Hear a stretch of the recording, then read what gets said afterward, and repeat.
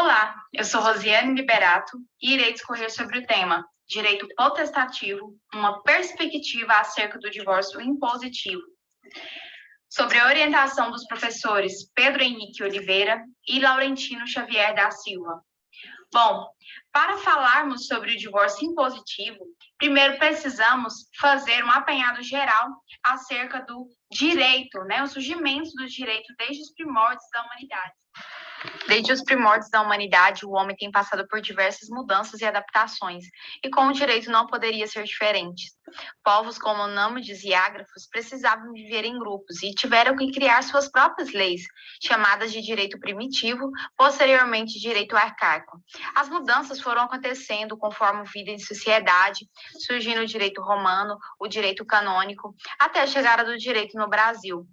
Mais adiante, advindo do direito romano-germânico, o sistema passou a se valer de duas categorias, common law e o civil law. O common law é o direito comum. Ele é caracterizado como um direito advindo dos costumes e de decisões gerais e das jurisdições declaradas pelos juízes, sendo este um direito já conhecido e não baseado em códigos.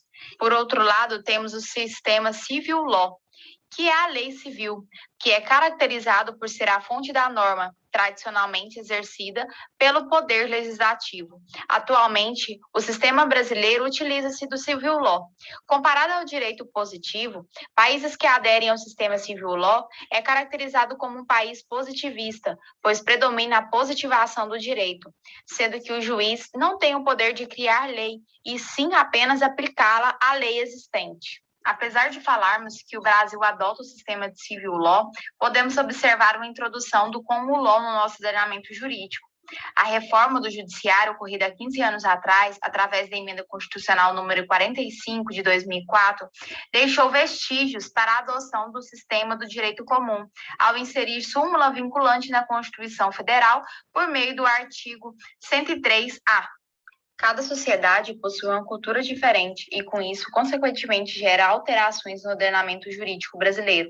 Assim, fontes do direito tornam-se fundamentais para o surgimento de novas leis. A definição das fontes do direito está diretamente ligada à sua classificação, sejam elas fontes diretas ou indiretas.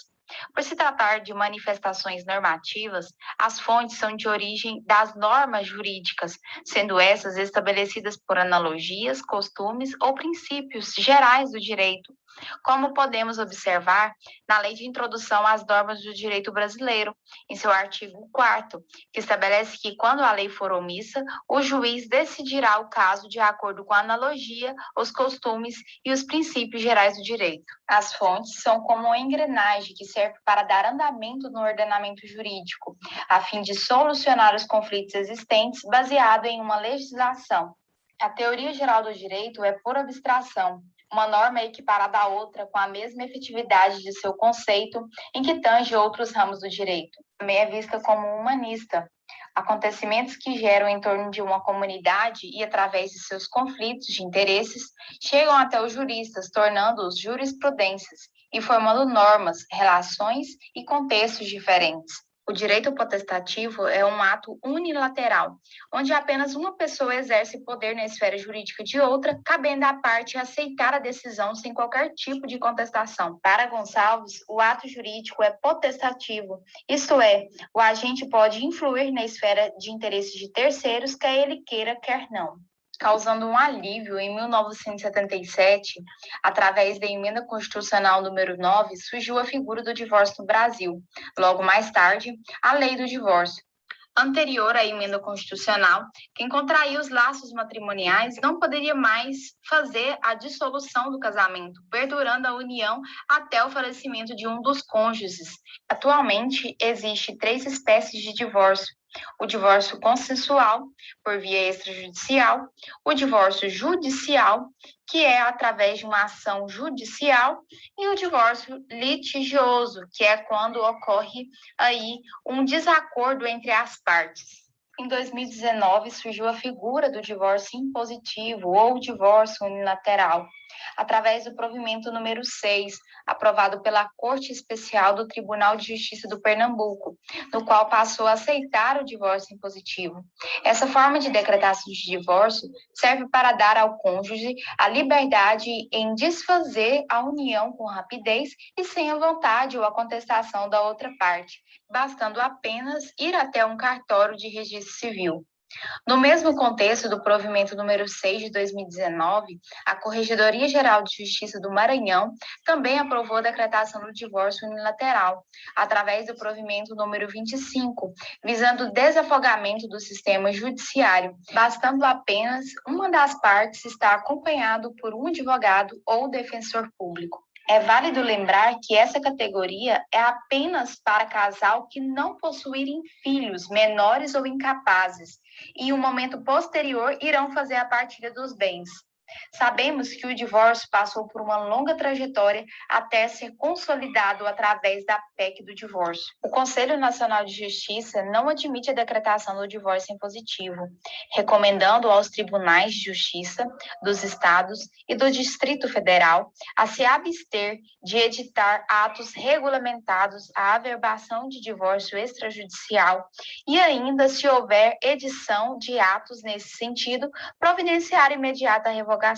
Ainda em 2019, o Instituto Brasileiro de Direitos da Família formulou um pedido para consideração da decretação do divórcio impositivo, citando o disposto pelo artigo 226, parágrafo 6º da Constituição Federal de 88, que o provimento número 6 de 2019 não estava em desacordo com a competência federal.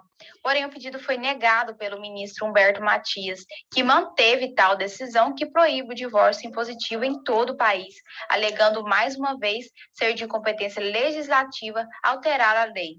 Nas lições de Delgado e Simão, a decretação do divórcio unilateral, ou chamado divórcio direto por averbação, é de grande contemplação para os brasileiros que desejam desfazer a união sem a aceitação da outra parte, uma vez que, na maioria dos casos, há oposição de algum dos cônjuges, seja por caprichos ou ameaças. Posterior à decisão que proibiu o divórcio impositivo em todo o país pelo Conselho Nacional de Justiça, o desembargador da Corregedoria Geral de Justiça do Estado de Goiás, Quisleu Dias, acrescentou o artigo 84A ao Código de Normas e Procedimentos do Fórum Extrajudicial, no qual acredita na proposta apresentada pelo IBDFAM, através do provimento número 42 de 2019.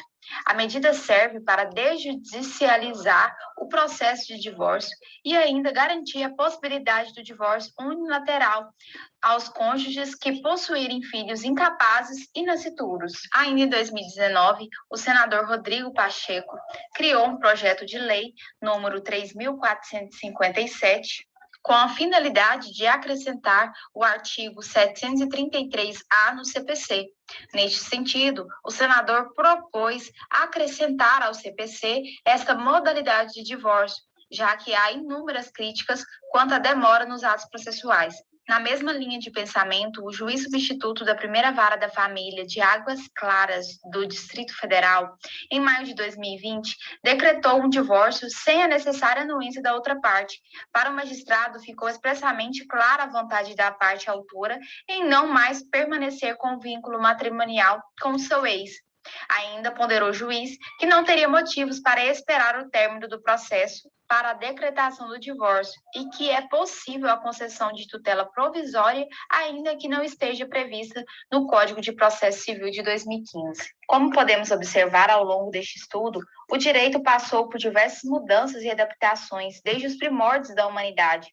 Nota-se que o provimento adotado pelo Pernambuco atende os requisitos para a desburocratização do divórcio impositivo. Contudo, o Conselho Nacional de Justiça não aceita medida para inserir ao Código Civil Brasileiro o direito impositivo, alegando evitar possíveis questionamentos de constitucionalidade. Neste sentido, podemos dizer que há uma grande possibilidade em aceitação ao divórcio impositivo, visto que o Conselho Nacional de Justiça não exerce função jurisdicional. Então, como podemos notar, existe um grande impasse para a aprovação do divórcio impositivo no território nacional. Aqui estão algumas de nossas referências.